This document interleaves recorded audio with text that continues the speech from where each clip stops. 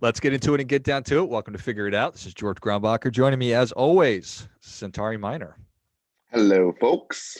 And helping us move from awareness to action this week, it's Caitlin Ackerman. Caitlin, welcome.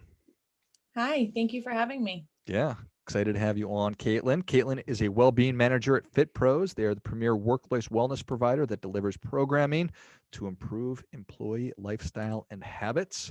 Wonderful company that I do quite a bit of work with. So excited to be talking with you, Caitlin. Centauri, I know you got the whole diversity thing. You really just down to a T. How is your inclusion coming along? That's not what I was expecting coming out of the gate. Inclusion. Wow, that's a good question. I think. Do you want me to actually answer this seriously? I want you to do whatever you want. Actually, as I was thinking about this today, I think inclusion is a place where I have a lot of work to do, a lot of things to learn. I'm thinking about, as we hire for our company and the roles that are coming, how to not only bring a slate of diverse candidates, but also be welcoming to the diversity that they bring. So inclusion is really about like actually hearing people when they actually have diverse perspectives and including them at the table, not just token hires. And so it's something I'm certainly working on right now. Yeah. Is that a good enough answer for you, George? It's a really good answer. Thank you. Thank you. So Caitlin, we've known each other for, I'm bad at time, probably 6-8 months now, maybe a year, perhaps longer. Yeah. And so Centauri and I have known each other for probably 5 or 6 years, and I like to give him as hard a time as I possibly can, but that'll be pretty evident throughout the course of the conversation. So, well, we're excited to bring you on, Caitlin, to talk about DEI because again, it's such an important conversation, and I think it's top of mind for so many people. And you are, for lack of a better term, really on the front edge because you're working with companies all the time, and this is a really, really big part of it. So wanted to get just your take on DEI and how you're thinking about it and what companies are thinking about it these days. Yeah, absolutely. Thank you. That's a really great question.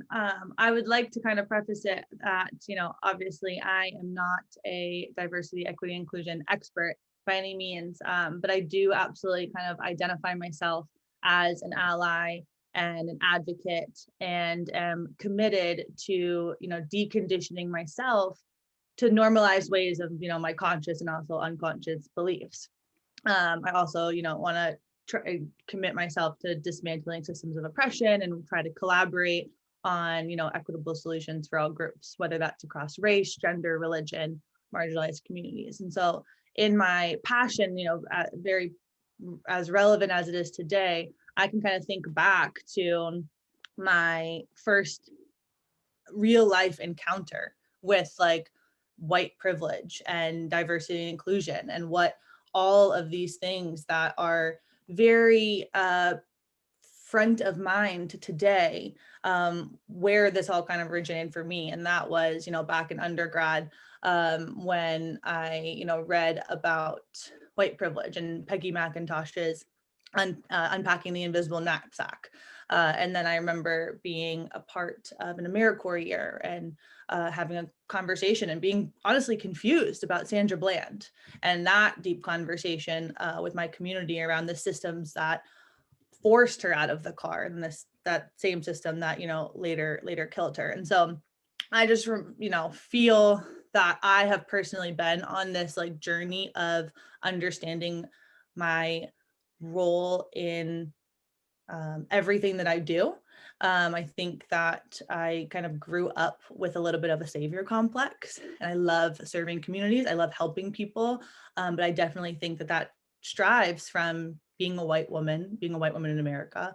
And so just working on unpacking all of that with myself, and then now helping other people who are now in the 2020 waking up to all the things that took place, with George Floyd's murder, Breonna Taylor's murder, Ahmaud Arbery, and then also helping companies now also help their companies do the same, and then also companies having and creating safe spaces for people to do the same, and then also Black employees and non-binary employees and people of different groups to be empowered to speak up and create spaces for that belonging. So Caitlin, what do you thanks for sharing that. What do you think made you so receptive to this work? Like there's a lot of, I mean, you are obviously on the forefront of being very open and really understanding your privilege, but what do you think allowed that to be? Whereas the opposite is folks saying, this doesn't exist. I can't believe we're talking about this. Why this for you?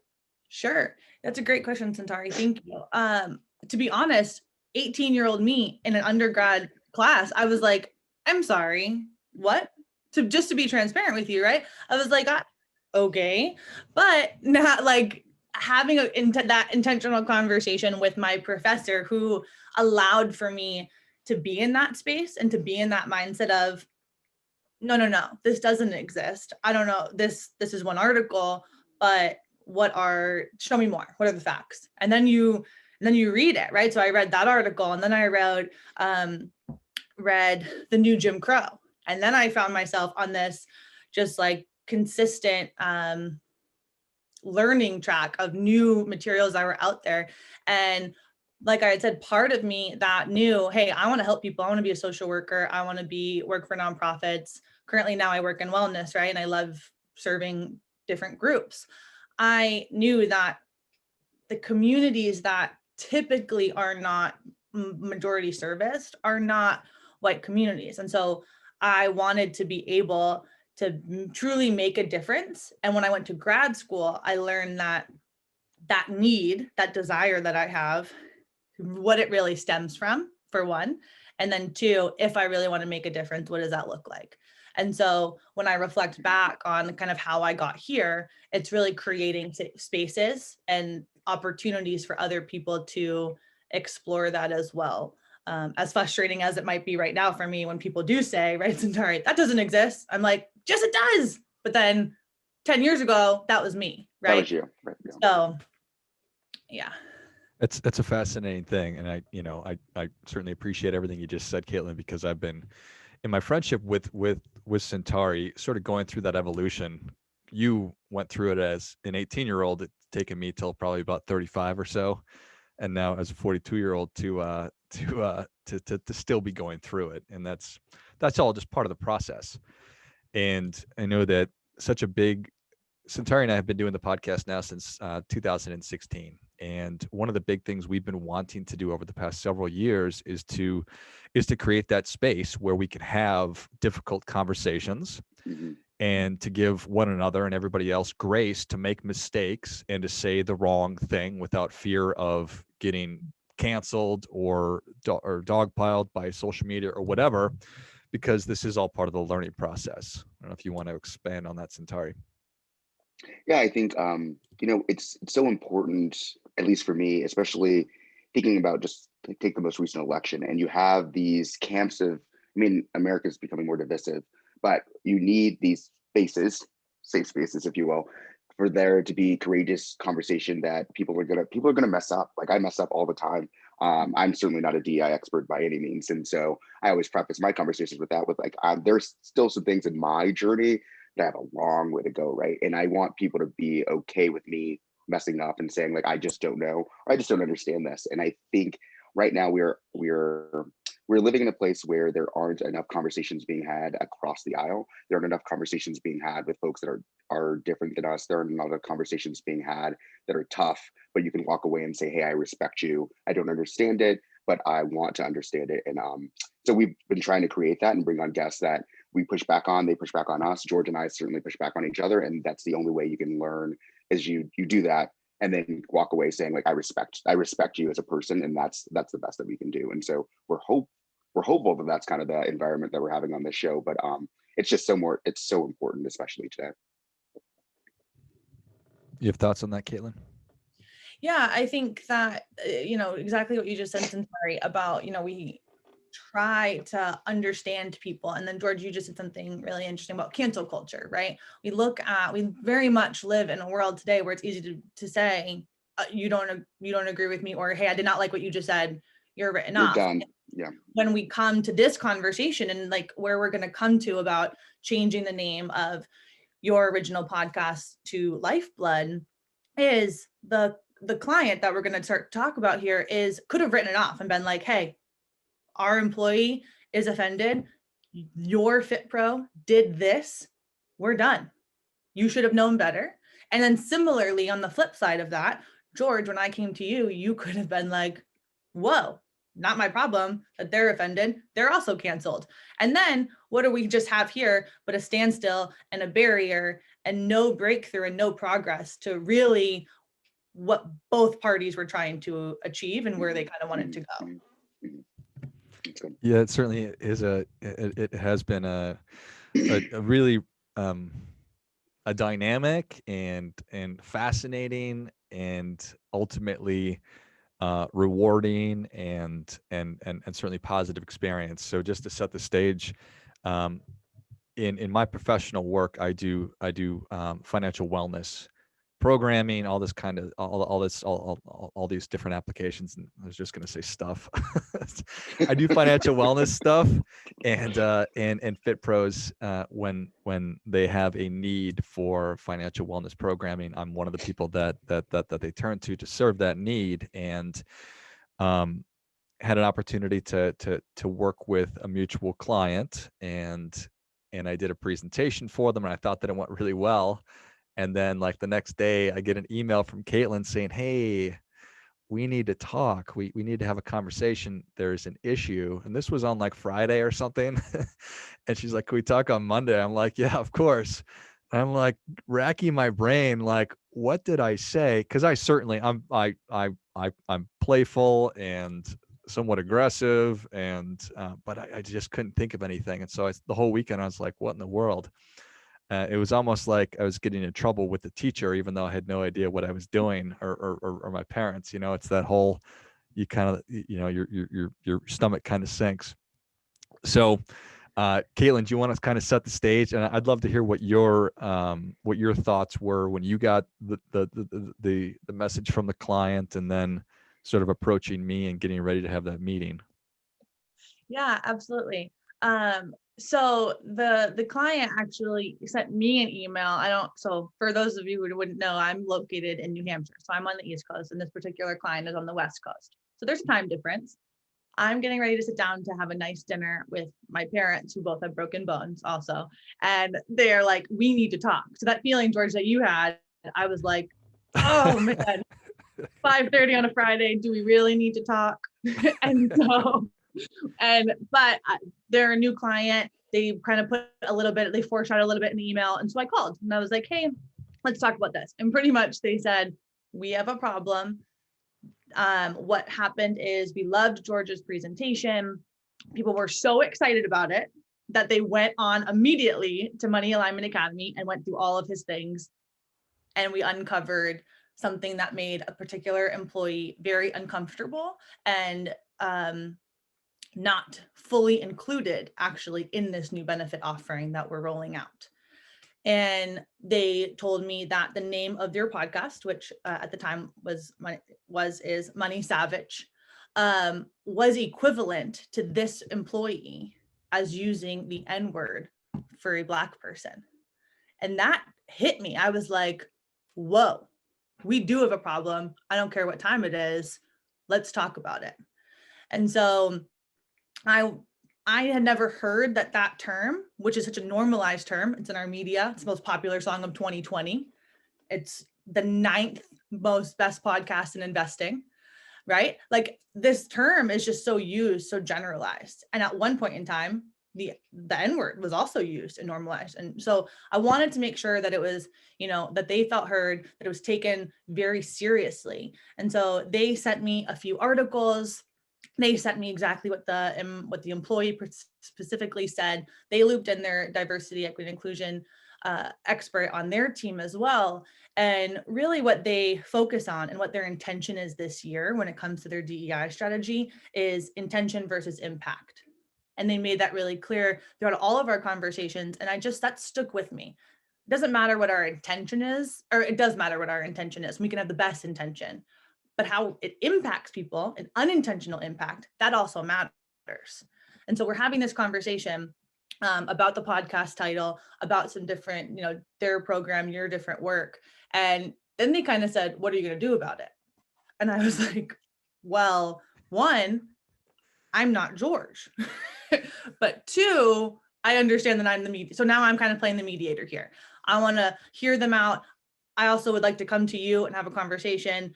Respectfully, you're a white man in the finance world, so I didn't know where that was going to go. And I'm not putting a stereotype on you, but that Totally. that could be real. I am just a well-being manager at a wonderful company, right? That I love to work with, and we value our partnership with you. And I put you in contact with them. So I had a lot of feelings also, all while I'm starving. So, because it's dinner time, mind you, right on a Friday. So I was like, okay. So I'm gonna I was like, I was like, do you want to have a conversation with George, to the client? I was like, I can schedule it. We can all have fun. But then they also had some feelings. They were a little nervous. So they asked me to have a conversation with you. And that is when I said, hey, George, can we have a conversation on Monday? Which it was interesting to hear you kind of reflect a little bit on. Now you have 48 hours to be like, what did I do? And in my head, I had 48 hours to think, how can I approach this conversation without him feeling bombarded, without him feeling like he's being attacked, and just allowing, time to pass through. So that's kind of why I had taken a little bit of time to approach it. Yeah, well, I appreciate that. So, and then so we had a call, and certainly thought that you approached it great. And you told us what the problem was. The name of the podcast is Money Savage, and one of the people at this company laid out in detail what you just shared, was that to her and to her community, it is akin to the N word for Black people, and to take that several steps further, upon learning more about it, that associating money with it as well, it really exacerbates it based on a good amount of historical context. So that's what it was, and without question, I was very much taken aback during our conversation. I was shocked. My initial response was, no effing way. Like, this is, you got to be kidding me, right? Really? Like, that is such a common word. And I guess to take a big step back, I don't know the best way to sort of unpack this other than just kind of ramble for a minute. But, the reason that I picked the name, I just wanted to find a catchy name first and foremost, something that kind of stood out. And fundamentally, at the end of the day, I am a bit of a savage. I think Centauri can probably attest to that. And in lots of different aspects of life, using that term from a pop culture standpoint, and just being different from a lot of people in the financial world. I certainly don't think that I fit that mold. So that was sort of the motivation behind it. But the reason I started the show was I was interested in being intentional and having an impact, and to bring forth as many good ideas as possible to inspire positive change and positive behaviors, and to take the complexity out of money and finance and all that stuff. So certainly the last thing I would ever want would be to alienate and offend people. So but the initial response was very much, push back, say this is nonsense. And you sort of feel threatened, like, oh my gosh, I've spent so much time doing this and building the show up, and what's this going to do? And my relationship with Caitlin and her company and the clients and everything else. It's just a lot going through your mind, just because I didn't know exactly what to do with it. And I honestly I don't remember how we sort of wrapped the conversation, Caitlin. Yeah. So you had shared with me kind of everything that you just laid out, what the term meant to you, why you named the podcast. There was a few aspects of different conversations that you had on your podcast with people, I think from the Heritage Foundation. And I pretty much intook all that information, and then you had said to me, what are we going to do? Very similar to what they said to me, what are we going to do? I was like, hey, let me take this and go back. And I laid out, an email to the client about, hey, I had a conversation with George. He was very receptive. This is what kind of said. And in my head, when I wrote it, I was like, this is great. This is my role as the mediator. And then they came back to me and were like, thank you for outlining that. But what are we going to do? Like, at the end of the day, there needs to be some action. We hear you. There's a sense of understanding, but now we need to put some action in play here, because at the end of the day, this employee, without any change, and potentially other employees who didn't come, or other groups of people who we might not know are affected by the title, right? Other indigenous groups, other indigenous tribes. So at that kind of point, I was like, yeah, like I had to reflect kind of on my own role in that, being the mediator, being the client success manager, and then also being your partner, as someone that we rely on to do a lot of things. And so we kind of had, I think we then came back and had another conversation with our team to ensure that, then you felt supported, the client felt supported. And really what made sense is we all got on a call together. Mm. Your thoughts on this, Centauri? No, I think it's just hearing it, and thanks for sharing it. Such a thoughtful approach. I do think for George, because he and I talked about it, it's Caitlin, you talked about kind of the history and the context and how things are so normalized now, and then probably in 20 years we'll be like, how on earth was that something that people said, right? I think reflecting back on kind of pronouns, right, gender pronouns, and 10 years ago, 2 years ago, it just seems like, why are we doing this? It seems extreme. And then when you start meeting trans folks and then you understand the context of why, you're like, I can't believe we didn't do this. And so it's having that history and then understanding the impact on people probably helped George really understand, like, oh, I now understand why it's a big deal, and now I have to move forward and figure this out. So just thanks for sharing, and it all makes sense to me. Yeah, and I think to your point, Centauri, about that is when the client said that, this word, right, is the same impact on my group of people that the N word has on Black people, would be the same, a similar potential impact on using the wrong pronoun for someone who doesn't identify with that pronoun or that gender.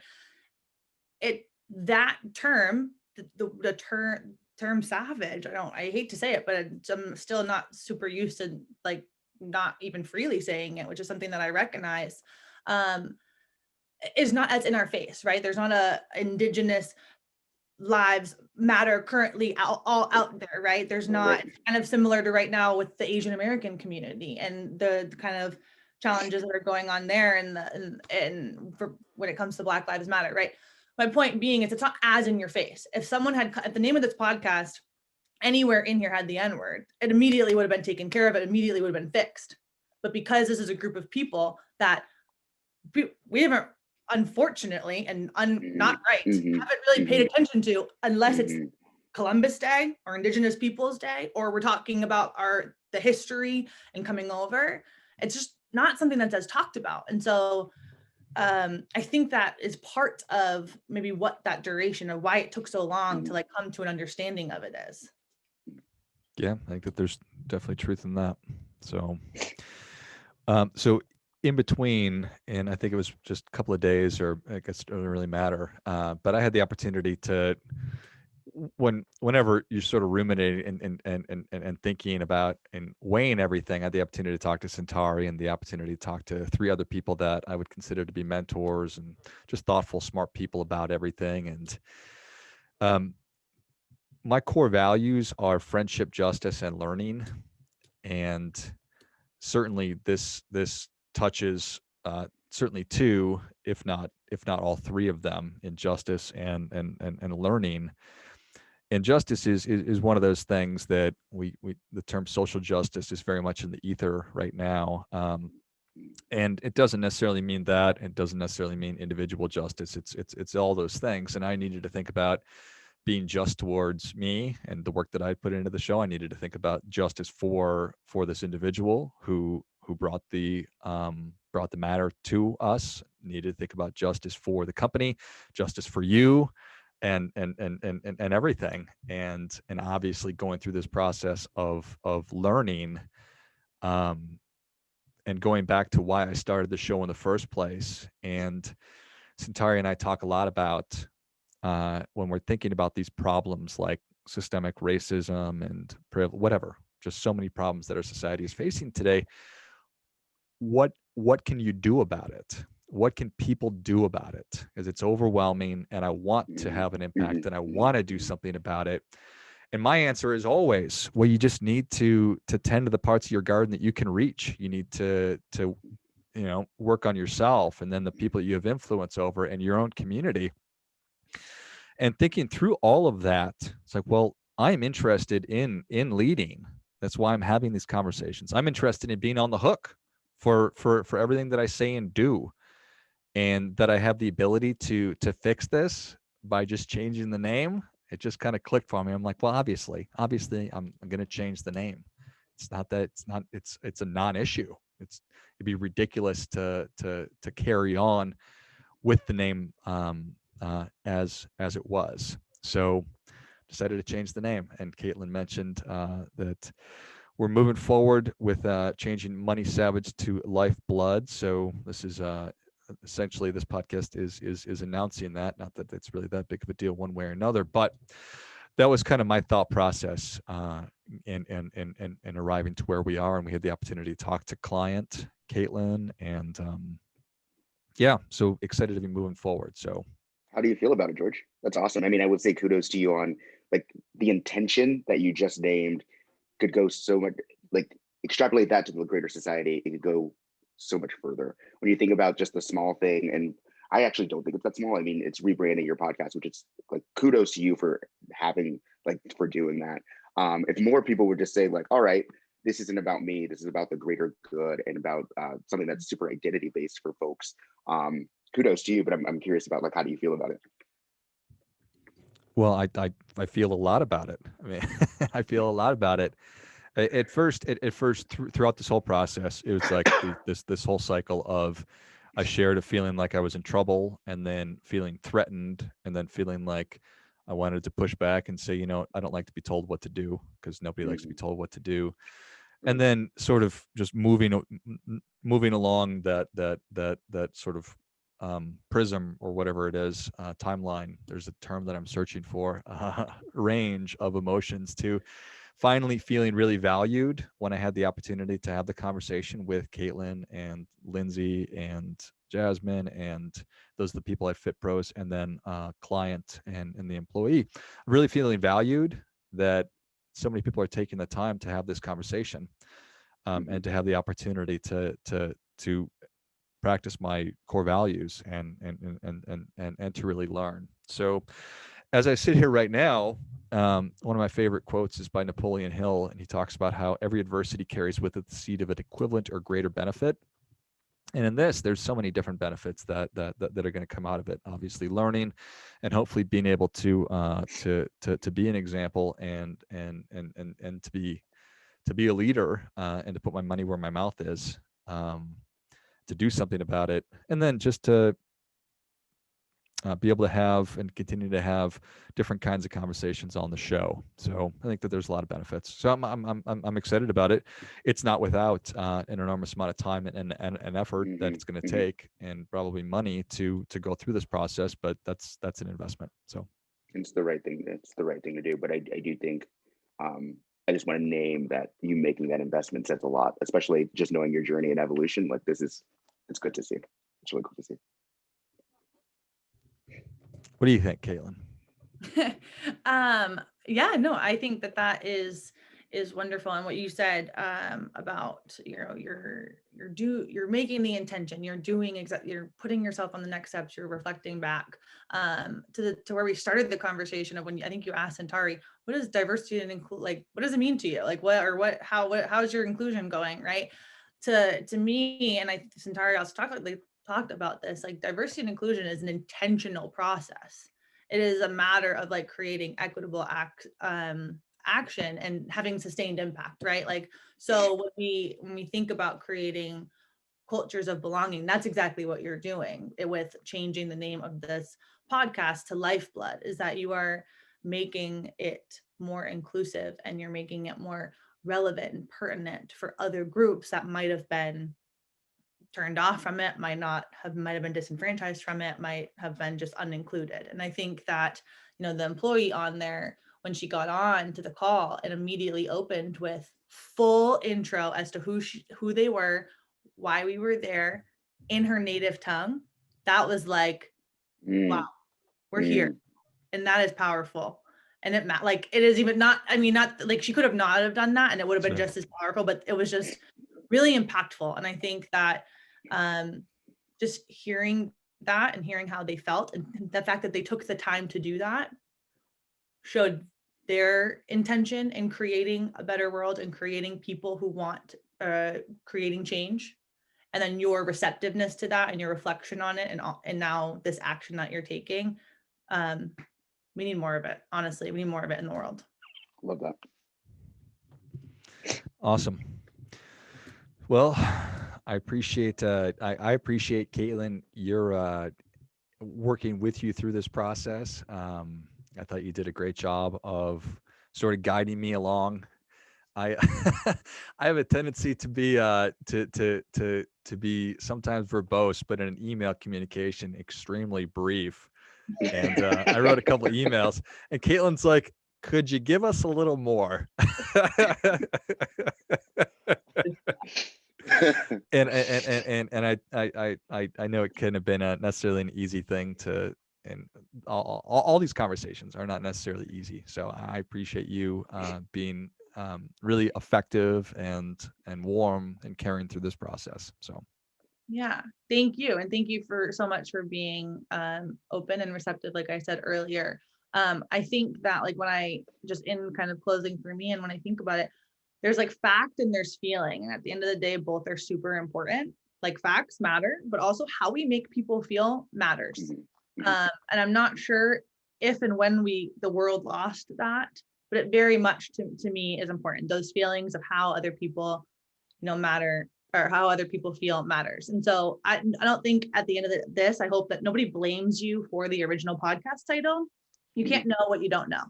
And so I'm always pretty moved by Maya Angelou's quote, "Do your best until you know better. And when you know better, do better." And I think that's exactly what, I you're love doing. that. Yeah, that's great. So thank you for the opportunity to be on. That is awesome. That is an awesome quote. Well, thank you. Centauri, closing thoughts, sir. Closing thoughts. No, grateful for this conversation as always. I think folks need to have more of these dialogues. And I was on another podcast, and they asked for like, what was my 2021 business prediction? And it was more of this. I don't know if you guys saw, LinkedIn did put out a thing yesterday that pretty much said the biggest blind spot in companies right now is the voice of Black women. And DEI is not something that's going away. It's always been there, but now being more intentional, and more companies are going to have to reckon with it head on. I think this is going to be commonplace, and I'm happy for it. I think it's going to be hard, but I'm excited for conversations like this because I think it's leading us on the right path. Amen. Excellent. Well, Caitlin, where can people learn more about you and Fitpros? Yeah, www.fitpros.com if you're looking for wellness solutions to bring to your employees, or if we can be a resource of support in any way, even if it's just to brainstorm and talk about how to have conversations like this and how to create cultures of belonging at your company. Fitpros.com. Happy to always schedule a call with you anytime. Love it. And Fitpros does all kinds of wonderful programming from physical to mental health, and obviously they have DEI resources that they can bring to the table. So if you're wanting to have more of these conversations at your company with an organization, then that certainly there's an opportunity there. So thanks again, Centauri. Thanks again, Caitlin. Thanks as always for listening. And remember, keep questioning because the struggle is real.